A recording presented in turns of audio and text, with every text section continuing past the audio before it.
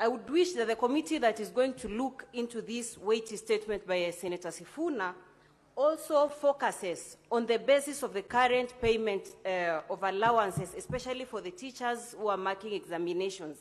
Because like now, even the ones who are supervising, who just finished supervising KPSEA examinations, someone is being paid 1,600 shillings for 4 days, and they have to travel from either Nyamarambe to Etago, that's in Kisii. The distance does not match whatever those teachers are being compensated, Mr. Speaker.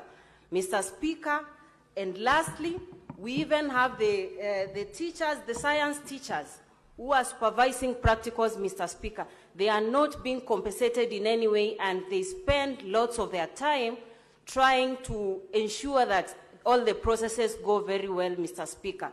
Mr. Speaker, KNEC continues to frustrate and punish teachers because even in where we have issues of allegations of cheating, KNEC is issuing blanket condemnation of even innocent teachers who are then stopped from attending marking, Mr. Speaker, and I fail to understand how fair is this, Mr. Speaker.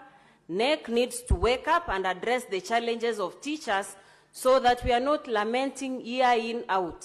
Why would someone mark examinations of your child at home and have to wait for a very long time to get their dues? And whatever dues they are waiting for are peanuts, Mr. Speaker. So these are issues we really need the Committee of Education to look at and furnish this House with the real issues or solutions to some of the issues I've raised in supporting Senator Sifuna's statement.